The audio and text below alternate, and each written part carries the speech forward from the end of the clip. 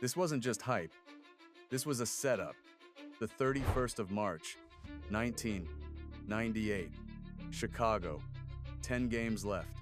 The air was thick with noise, tension, and whispers. Was this the night the king would fall? Grant Hill. Oh, son. Buckle up! Oh! And Michael Jordan, he brought the smoke. This wasn't your typical late season matchup. It felt bigger, louder, like something was about to break. Was MJ slowing down? Could the new blood take over? But then the ball tipped, and from the opening possession, the answer started writing itself. Jordan didn't just play. He took control, possession by possession, shot by shot. Because when greatness is questioned, it doesn't step aside. It rises. How good Grant Hill really was. But as the game wore on, it became clear that Hill's brilliance would be met with a response, one that would remind everyone why Jordan's throne was unshakable. From the moment the ball left the referee's hand, the story practically wrote itself. Grant Hill, Detroit's crown jewel, wasn't just here to play. He was here to challenge the throne. And for the first stretch, it looked like he just might. Hill attacked with urgency. No hesitation, no nerves. He sliced through defenders with speed, slashed into the lane, elevated like a man possessed. Possession after possession, he pushed the tempo, dictating rhythm, setting tone. He barely left the floor, logging 49 minutes and 44 seconds of relentless effort. 37 points, 10 rebounds, 5 assists, 3 steals. Those weren't just numbers. That was leadership. That was a statement. This guy is pretty much unstoppable. And, hats off, he deserved everything he gets because he was on his way, to being the best player in the league in his prime. Every time he touched the ball, fans leaned forward. Every shot he hit whispered the same question. Is this the night Jordan gets past? And for a moment, it felt like it might be. But then, the second half began. And Jordan, patient as a storm gathering on the horizon, moved. It wasn't dramatic at first. A jab step, a quick strip, a smooth turnaround. But there was a shift. Not in the scoreboard, but in the field. You could hear it in the building. A collective breath held. Jordan wasn't just responding, he was rewriting the narrative. Then came that moment. Hill brought the ball up the court, confident and composed. But MJ stalked him. Step for step. No flash, no gamble, just perfect pressure, and then swipe. Jordan ripped the ball clean. ESPN's commentary rang out. Jordan kept defending. Hill ran to the back of the court and lost the ball. Michael Jordan did a great job of getting the ball back. Suddenly, the crowd ignited. Not just for the steal, but because they'd seen this movie before. And they knew how it ended. Those weren't just turnovers. They were momentum shifts. Sparks that lit Chicago's transition game on fire. Fast breaks. Laser, precise passes. The Bulls flipped defense into offense with surgical precision. And with each bucket, the arena got louder. Detroit, who'd been playing toe to toe, now looked like they were chasing shadows. At halftime, the scoreboard was still tight. The Pistons hadn't collapsed. Hill was still battling. Stackhouse was grinding. The fight was far from over. But there was a different kind of pressure now. Not the pressure of the game, but the pressure of legacy. You could see it in the Pistons' eyes. They were no longer just trying to win, they were trying to survive what was coming. Because Jordan had entered that zone, that space where the game slows down for him, but not for anyone else. Where every pass, every movement, every fadeaway looks inevitable. He wasn't just scoring, he was commanding. Controlling the flow like a conductor. He wasn't playing basketball. He was dissecting it. Every moment, every pivot, every fadeaway, calculating. And the crazy part, you could know what he's about to do and it didn't matter. He would tell you baseline, fade, and you still couldn't stop him. Grant Hill's performance was brilliant, truly. It deserved respect. It deserved the spotlight. But it wasn't enough. Not that night. Not in that building. Because on the 31st of March 1998, the future came to challenge the throne. And the king made sure everyone knew it still belonged to him. As the game progressed, it became evident that Detroit's struggle wasn't just physical, it was psychological. Every move, every decision, now seemed to be dictated by Jordan's unrelenting presence, as if his every action was meticulously designed to break their will. With each shot he made, each defensive play he executed, the pressure on Detroit mounted higher, suffocating their once fluid rhythm and forcing them into a battle not just for the game, but for their own confidence. The third quarter tipped off. You could feel the shift. It wasn't visible on the scoreboard yet, but the air felt different. The building seemed to hum with anticipation, and even the most casual observer could sense something changing. It wasn't just about the points. Something had fundamentally altered in the flow of the game. Grant Hill was still electric, no question about that. His first step was as quick as ever, his body gliding through defenders with ease, like he was born for this. He seemed to slither past defenders, hitting tough shots at the rim, finishing with that smoothness that made him seem like he was gliding through air rather than running on the court. His up jumpers were crisp. He was still dominating, still pushing the pace, still controlling the tempo of the game in his favor. Yet, something had shifted, subtle, but undeniable. Jordan had found his rhythm. Michael Jordan all the way by himself. Great defense, no foul, not a bad shot from Grant Hill. And when Jordan finds his rhythm, the entire game feels like it bends in his direction. The energy in the building changed from the buzz of excitement to something more tense, more focused. Chicago was no longer just reacting, they were tightening. The entire team began to tighten up their defense, stifling Detroit's offensive flow. Ron Harper, always in the right place at the right time, started reading the game like an open book. He was slipping into passing lanes before Detroit even knew where the ball was headed. It was almost as if Harper had already memorized the next few plays. He was there, lurking, anticipating, shutting down passing options before Detroit could even begin to plan them. With every defensive stop, the Bulls' transition game grew faster, more efficient. And all the while, the Pistons seemed to slow down. Their rhythm was no longer fluid. Instead, they were starting to grind, struggling to get anything going. Every possession was a battle, each pass contested, each cut anticipated. And then there was Scottie Pippen. It's almost as if he was born for this moment, long, relentless, and defensive. As Hill continued to dominate early, Pippen shadowed him step for step, stripping him of the space that had once been so freely available. Hill's movements became more hesitant. His usual quick drives to the basket were now met with resistance. Pippen's defense had become a cage around Hill, forcing him to play at a pace he wasn't accustomed to. The Pistons couldn't move with the same freedom. The quick passes, the fluid ball movement that had been their strength in the first half, started to feel like they were being suffocated. And then there was Dennis Rodman, always lurking, always there when the moment called for chaos. Wasn't he everywhere in the third quarter? Rodman wasn't just grabbing rebounds, he was disrupting everything. Loose balls, offensive boards, tipped passes, all of it was feeding into the momentum shift. With every little hustle play, Rodman was throwing Detroit off their rhythm, forcing them into a pace they couldn't sustain. And you could see it in Detroit's body language. They weren't falling apart, but they sure weren't flowing either. They were fighting harder just to stay in the game. It was as if they were being forced to play at a speed they weren't comfortable with. And then came Jordan. Not loud, not flashy, just deadly. Every possession he touched, it was as if the game moved in his control. Every shot was deliberate. Every move was calm, precise, and devastating. A step, back jumper at the elbow, smooth, effortless. A three-pointer from the wing, drilled with purpose. And then, just as Detroit was starting to sag, Jordan pulled up again. A shot that was like a quiet dagger. Jordan wasn't just scoring. He was systematically deflating them.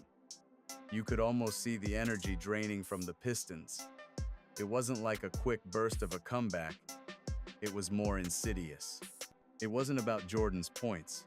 It was about how his presence shifted the atmosphere. Every shot he took seemed to suck the life out of Detroit's defense.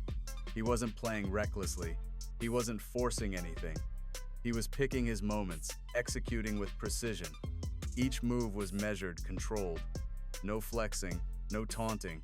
Just that quiet walk, back, the look that said, "You can't stop me." Jordan didn't just beat you with skill, he beat you with will. Grant Hill had a monster night. 13 of 24 from the field, 37 points. He played like a man possessed. He fought like a warrior, willing his team forward. But Jordan's shots, they hit differently. They weren't just scores.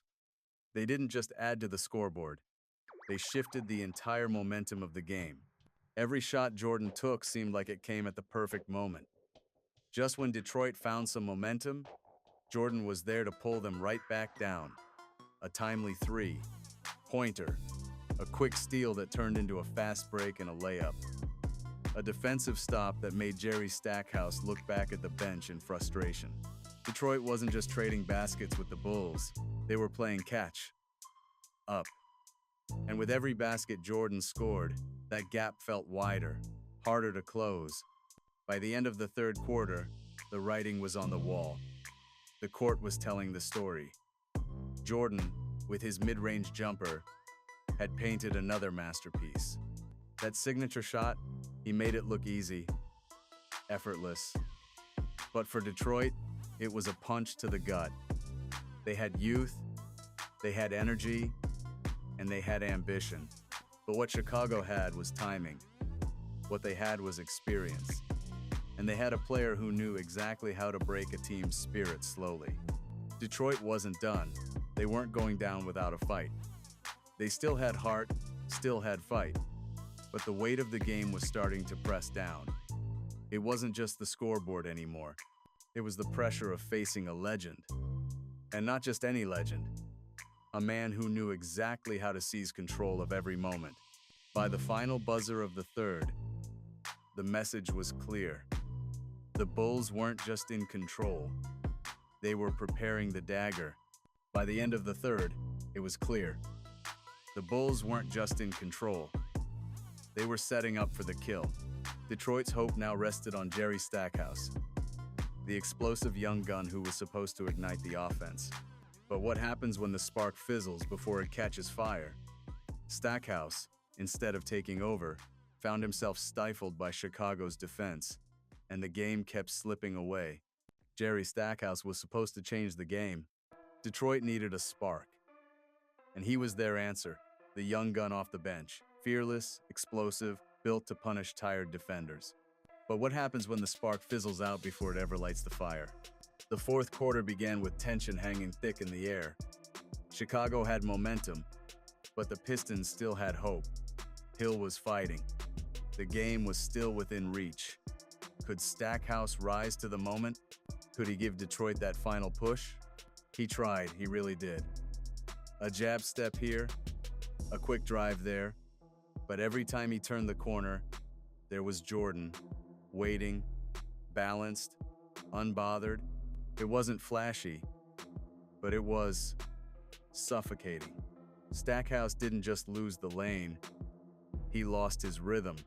And then came the adjustment, the one no Pistons fan wanted to see. Jordan stayed on Hill, but now Pippen slid over to guard Stackhouse. Long, relentless, surgical. Suddenly, every touch Stackhouse got came with pressure. Every look at the basket came with a hand in his face. The floor got smaller. The shots got harder. The confidence, it started to drain. Where was that burst he was known for? Where was the scoring punch Detroit counted on? It never came. Chicago's defense didn't just hold, they squeezed. Harper and Kukoc cut off passing angles. Rodman swept the glass clean. Every Bulls rotation was crisp, perfect, ruthless. Detroit's offense slowed, then stalled, then stopped. And Stackhouse, he found himself on the bench, towel over his head, silent, as if he was trying to disappear into it. The camera panned to him more than once, each time showing a player who had come to make noise and ended up watching history happen without him. Meanwhile, on the other end, Jordan was composing the final verse. Michael Jordan is the greatest. A step, back fade. A cold-blooded pull, up. A no. Look past a Kerr in the corner. The crowd roared. The Pistons dropped their heads. This wasn't just Chicago closing out a game. This was Jordan reminding everyone who owned the moment. And as the clock ticked down, one question echoed across the United Center.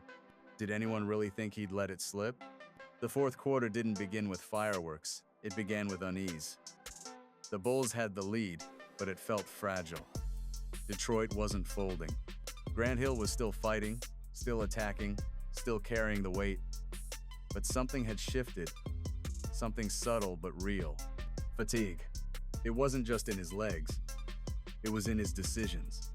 The same Hill who had glided through defenders in the first half now hesitated on cuts, rushed passes, and looked over his shoulder. 6 turnovers. 6 personal fouls. He was unraveling under the weight of responsibility. And worse, under the shadow of Jordan. And Jordan? Every player on the Bulls team know where Grant Hill is going right here. They know he's going to drive the basket. With the poise of a surgeon, he began tightening the screws. A poke here, a strip there. Then the offense. Always patient, always precise. He didn't rush his shots. He chose them. A mid-range pull, up after a botched Detroit possession. A spinning fadeaway that froze Hill where he stood. The ESPN commentary nailed it. And it was true. You could see it in Hill's face. That fraction of doubt, that moment of hesitation, Jordan had burrowed into the game's soul. Then came the moment. The one that broke Detroit's spirit. Jordan dribbled at the top of the key. The crowd rose. Hill backed off, just slightly. One bounce, a shift to the right, then that signature elevation. Fade, release, swish. You could hear the air escape the Pistons bench. And before Detroit could recover, Jordan struck again, this time off a broken play, stepping into a pull, up jumper with the calm of a man shooting in an empty gym. The Pistons sagged, not just physically, but mentally. The final act wasn't explosive. It was surgical. As the game progressed, it was clear. Jordan wasn't just playing for the win. He was showing why the throne was still his, leaving Hill's brilliance in the shadow of his own dominance. And that's where the story pivots. Because while Grant Hill's stat line would have commanded headlines on any other night, against any other opponent, it wasn't enough here. Not in this arena, not under those lights, and certainly not across from the man still wearing the crown. For 3 quarters, Hill's brilliance pulsed through the floorboards. He attacked, elevated, orchestrated. He played like the future. But in the final act, the spotlight didn't dim because the audience blinked. It dimmed because someone else stepped into the center. Jordan. It wasn't sudden. It wasn't one flashy move that changed the course of the game. It was gradual, precise, unmistakable, like a shadow creeping across the court. You didn't realize the momentum had shifted until it already had. Hill still moved, still fought, but something felt different. Every decision he made took longer. Every pass felt riskier. Every possession began to feel like a gamble. Wasn't it odd how, just a few minutes earlier, Hill's game was flowing so freely? Jordan wasn't just playing defense. He was dictating. The way he cut off Hill's angles, the way he glided rather than chased. It was like watching a chess player move their pieces with a plan already in mind. He wasn't reacting to Hill. He was waiting for Hill to do exactly what Jordan knew he would. And when that happened, Jordan was already there, Now, this guy's 35 years old. My. And he's averaging 28.3 points. Brought it down. Think about it. This game didn't hinge on total points. It didn't come down to flashy highlights or staggering numbers. It hinged on timing, on when those points landed, how each one added weight to the growing pressure in Detroit's chest. The scoreboard says Hill scored more, but the crowd didn't rise for Hill, not like they did for Jordan. Did you notice that? Every time Jordan touched the ball, it felt like time itself slowed down. Not for dramatic effect, but for focus, for control. Every eye in the arena, every soul watching, knew the game was shifting. And the thing is, Jordan didn't just match Hill. He disrupted him. He didn't just score more points, he made Hill's best moments feel fleeting. Hill's early successes, the smooth drives, the effortless shooting, they started to evaporate. Jordan made them feel like small victories, not the defining moments they seemed at first. And when the game got tight, when the Pistons clawed to within just a few points, when Detroit's defense tried to hold on and put up one last stand, Jordan didn't panic. He composed. That's what we remember, isn't it? Not the numbers. We remember the corner three that Tony Kukoc drilled after Jordan took control of the shot clock, carefully milking every second, and then delivering the perfect pass. We remember the steal, one that wasn't fast, but inevitable. A play that looked like it had been planned before it even happened. And we remember that spin move, the one Hill tried to pull off, the one Jordan had already anticipated, moving with that quiet confidence that he knew what Hill was going to do before Hill himself did. But the most telling moment? It was Hill's face after that turnover. He didn't throw his hands up in frustration. It wasn't the kind of angry reaction we've all seen on the court. It was a quiet realization, a moment where it became clear that Hill's best, his peak performance, wasn't going to be enough. And it wasn't just the deflation of a player losing ground, it was the weight of the legacy standing in front of him, unyielding, that Hill had to face. That might be the most devastating part of all, because this wasn't just a regular season game. It wasn't just another battle in a long season.